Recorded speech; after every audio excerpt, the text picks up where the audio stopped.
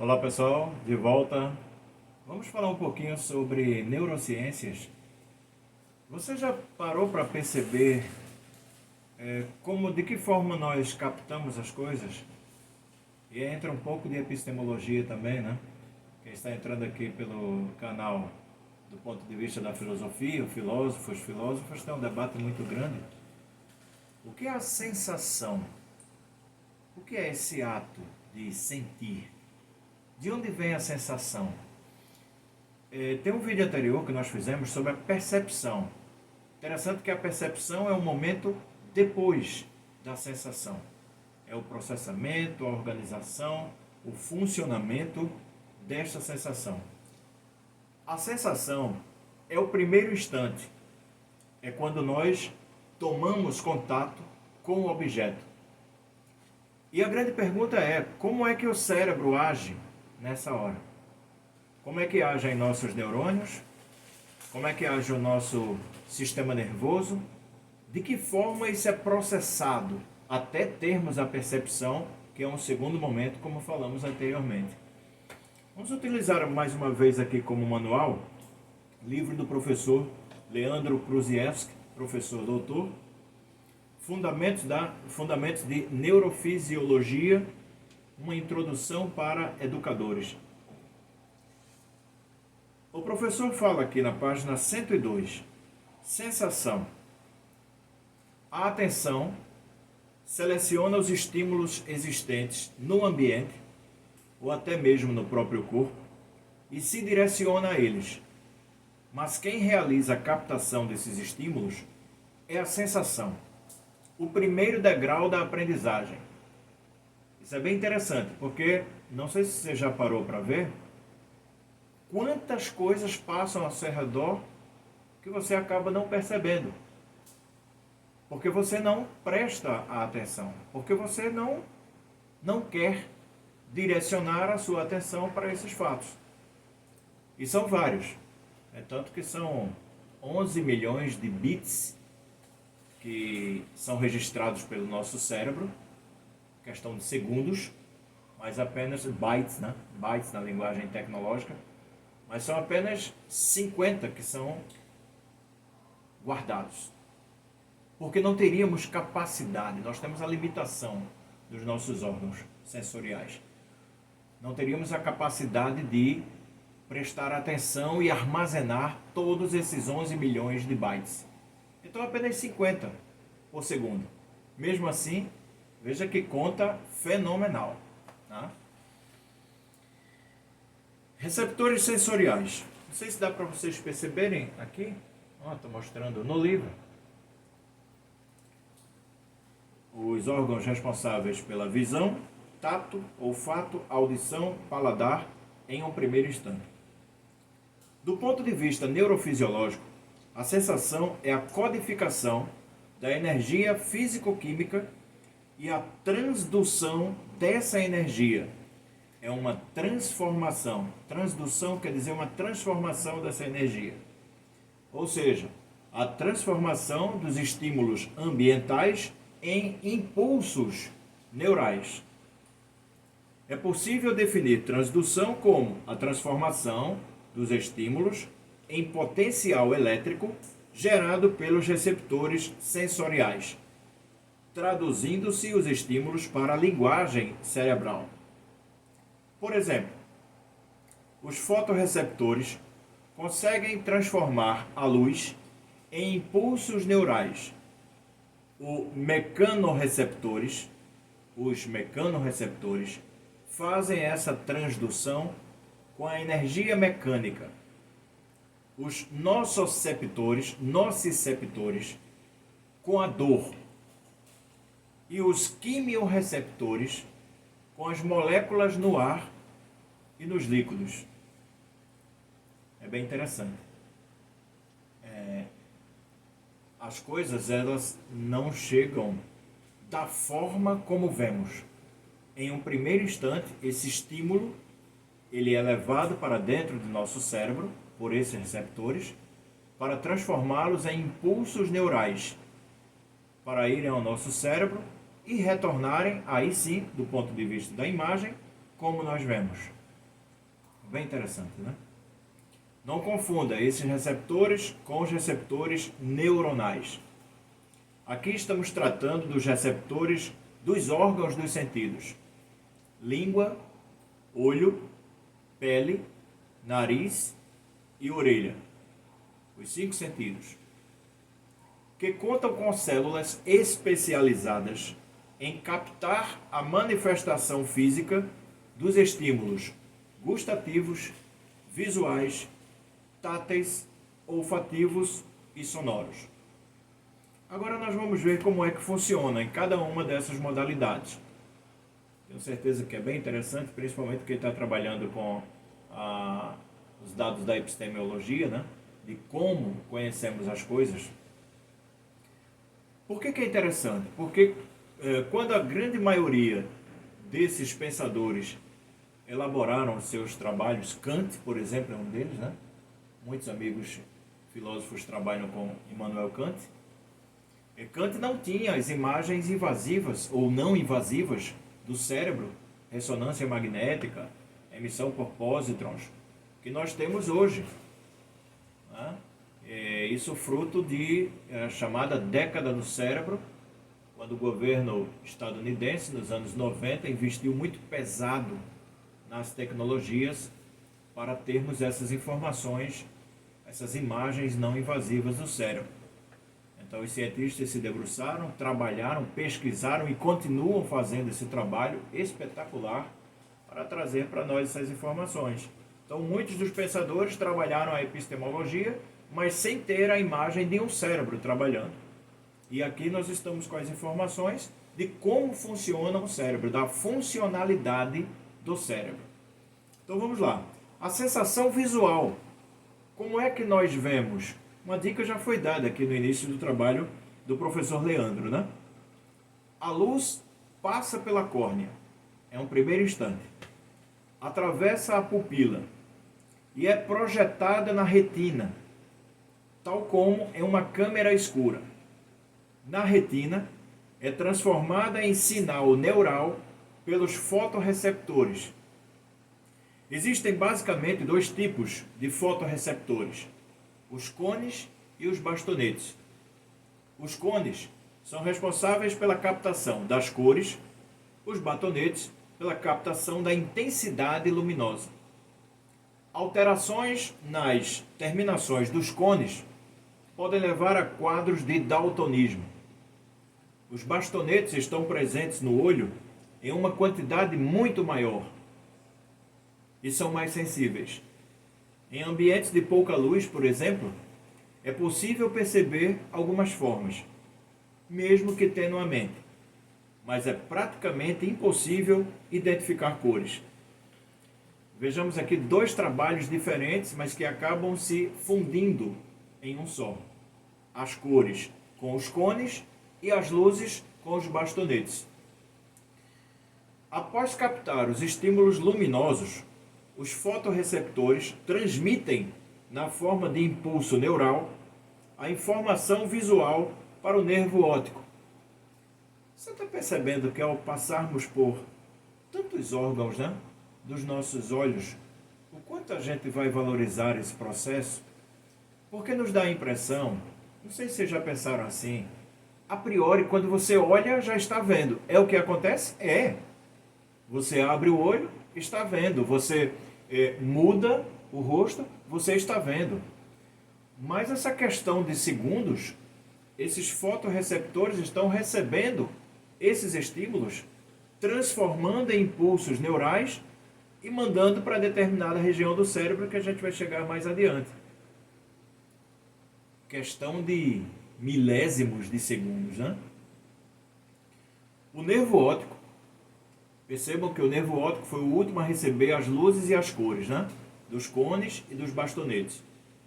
O nervo óptico, que sai da região posterior do olho, conduz os impulsos nervosos, passando por diversas pequenas estruturas intermediárias, até uma região do córtex cerebral, chamada de córtex occipital. O córtex occipital é a parte posterior da cabeça. É essa parte acima da nuca. Quando você toca, você vai subindo. Então, quando você chega no crânio, né? Você tem aqui a parte da nuca, uma parte mais macia, mais frágil. E aí você chega no osso do crânio. O córtex occipital fica justamente ali, que fica na região posterior da cabeça. Os estímulos visuais são então projetados nas áreas primárias do córtex occipital, onde neurônios específicos para a cor, a forma e o movimento recebem essa informação, possibilitando a sensação visual propriamente dita. Vejam a complexidade de toda essa passagem, de tudo que vemos, por órgãos minúsculos, do olho até chegar ao córtex occipital, para que nós possamos perceber. Fração de segundos, mas há todo um processo. Daí mais uma observação, né? A delicadeza dos nossos olhos, desse sistema visual. Qualquer uma dessas regiões aqui que apresentar problema, naturalmente apresentaremos problemas na nossa visão. Sensação auditiva. A sensação sonora é o reconhecimento do padrão de mudanças na pressão do ar. Nesse sentido, o som é constituído pelas pequenas alterações no ar, no formato de ondas provocadas por fontes diversas. O som da voz que você escuta agora, ela chega até você em formato de ondas, seja presencial, seja num aparelho como o que você porta agora. Essas ondas são captadas pela orelha externa, a parte que nós vemos, a estrutura que consegue, em razão de sua acústica, aproveitar o melhor da onda sonora. É bem interessante quando se fala nessa questão da acústica, o formato da orelha, né? Por que é que ela tem esse formato? Para que serve esse formato? Por que a orelha não é reta, por exemplo? Por que é que uma orelha ela não é quadrada, ela não é retangular? Por que ela tem essa forma? Pela questão da acústica. As ondas fazem o tímpano vibrar. Já entramos na orelha. Uma membrana muito fina que caracteriza o início da orelha média. O tímpano é ligado aos 3 menores ossos do organismo: o martelo, a bigorna e o estribo. A vibração do tímpano movimenta os 3 ossículos, o martelo, a bigorna e o estribo, que conduzem a vibração até a cóclea, a qual integra a orelha interna. A cóclea é um tubo que se enrola em formato de caracol e tem um líquido em seu interior.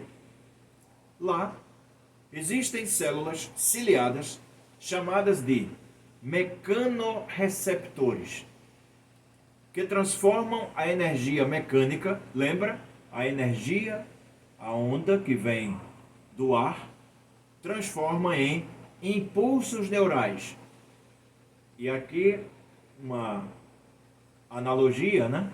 Ou uma diferenciação entre as formas de trabalho da questão da visão, que vimos anteriormente, e essa questão do som, da orelha, de como chega até nós essas ondas.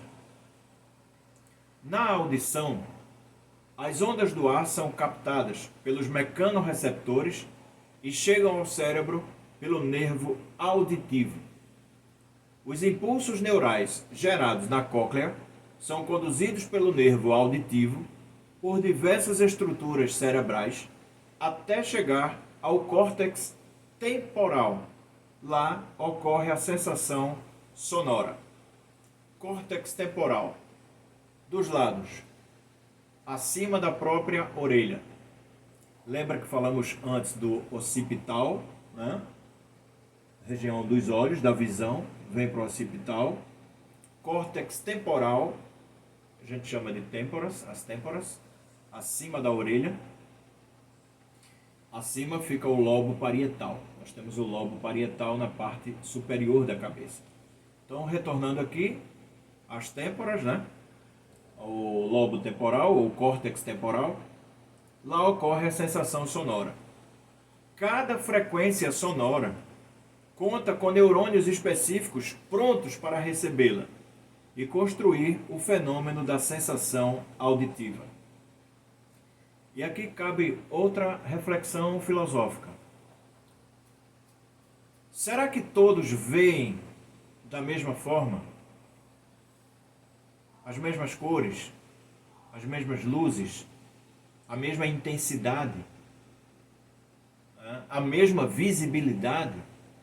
Por que que uns veem mais, outros veem menos? Por que que eu preciso usar óculos para usar a distância e próximo aqui eu não preciso? Por que é que tem pessoas que colocam os óculos para ver de perto, né?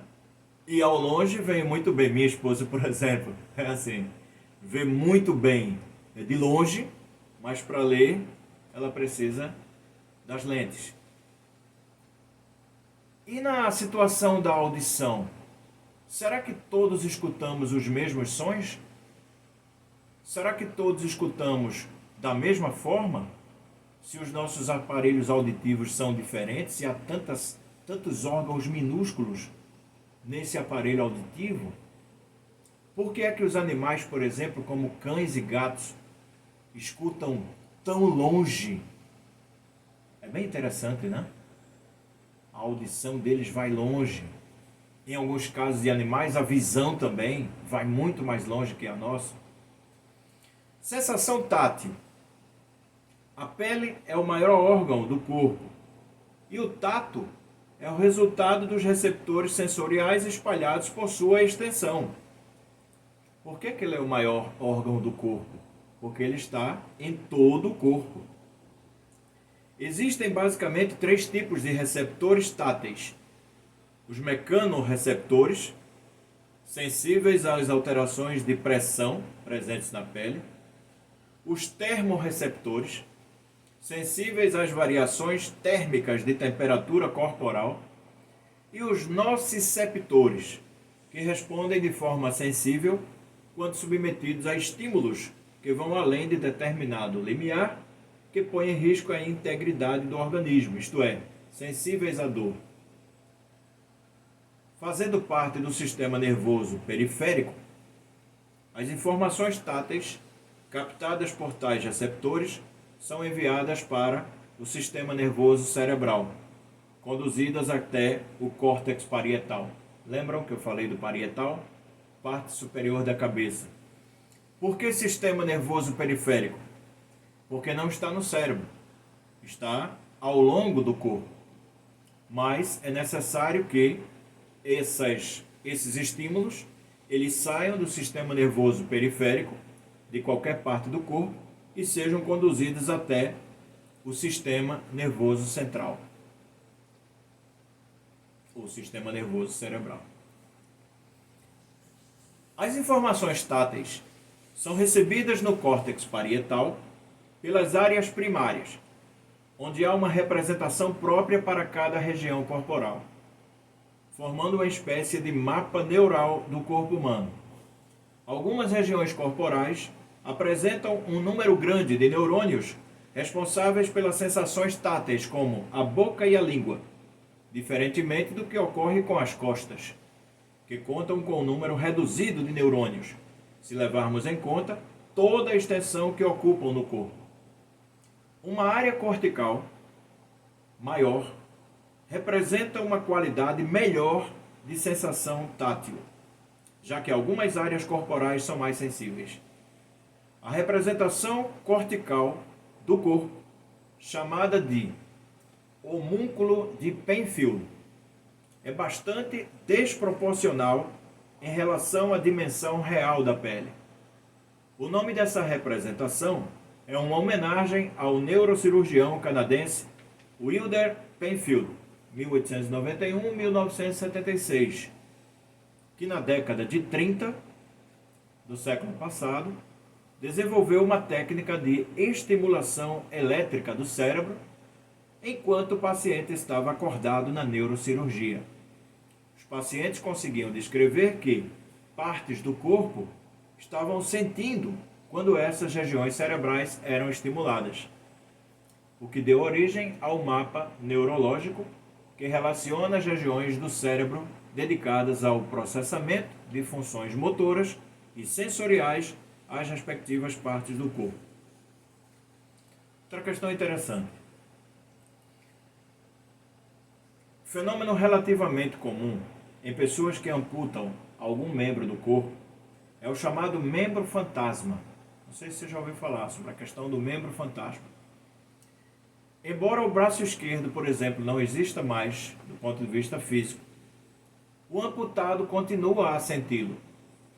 Isso ocorre porque a representação cortical do braço esquerdo continua a existir no hemisfério direito. Não é amputada junto com o membro.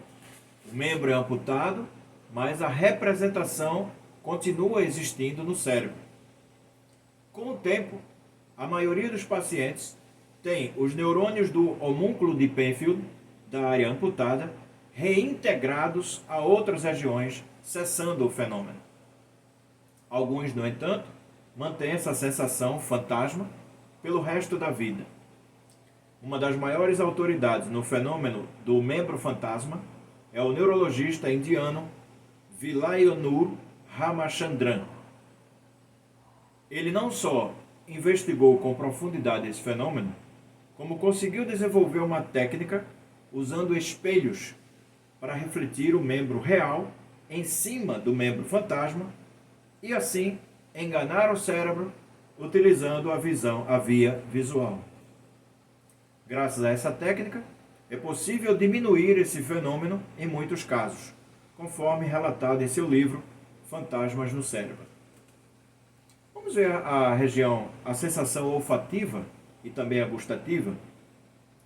No olfato, quimiorreceptores presentes na mucosa olfativa do nariz captam as moléculas presentes no ar e enviam o sinal neural pelo nervo olfativo para o bulbo olfativo, no córtex olfativo, e para o sistema límbico, uma região importante para o processamento da emoção e da memória. Ela fica meio que no meio do cérebro. Por essa razão, os cheiros, as memórias e as emoções costumam estar intimamente conectados. Bem interessante, né? Acaba ativando também o sistema de recompensa. Aquela comida que você tanto gosta, né? Que você, quando cheira, puxa vida, que alegria. Essa alegria faz com que o seu sistema de recompensa, também no cérebro, produza substâncias benévolas ao organismo. É muito legal quando você come aquilo que você gosta, bebe aquilo que você gosta, cheira aquilo que você gosta, né? Mas, cuidado, né? Vá com moderação em tudo. Se nós fôssemos ativar o sistema de recompensa o tempo todo, nosso organismo não aguentaria o fluxo de substâncias que nós injetaríamos no nosso organismo, né? Você vai ter o contato com o doce, então vai ter o excesso de doce, vai ter o contato com o salgado, excesso de salgado. Você que gosta de gordura, vai ter excesso de gordura. Então guarde para um momento específico aquela vontade que lhe dá de ativar o sistema de recompensa. Estruturas fisiológicas envolvidas na sensação olfativa. Quimiorreceptores também atuam no paladar. Quando as papilas gustativas na língua captam as moléculas dissolvidas em líquidos e enviam a informação para o córtex gustativo, utilizando partes dos nervos facial, glossofaríngeo e vago. As papilas gustativas ocupam posições específicas na língua para captar os tipos básicos de gostos: salgado, doce, azedo, amargo. O olfato e a gustação são os dois sentidos que mais interagem entre si. E as áreas responsáveis por essas sensações estão muito próximas no córtex. Então aqui demos uma geral de acordo com fundamentos de neurofisiologia do professor Dr. Leandro Kruziełski em relação à sensação, né, de como sentimos as coisas, de como vemos, como se realiza esse processo, de como ouvimos, de como cheiramos, de como tocamos e de como saboreamos as coisas também. É bem interessante, né? Tem alguma sugestão para o nosso canal? Deixa aqui nos comentários, ative o sininho e aí você vai estar ativando as notificações para receber vídeos novos assim que nós postarmos. Compartilhe, comente, espalhe para seus amigos, para suas amigas. Grande abraço e até a próxima.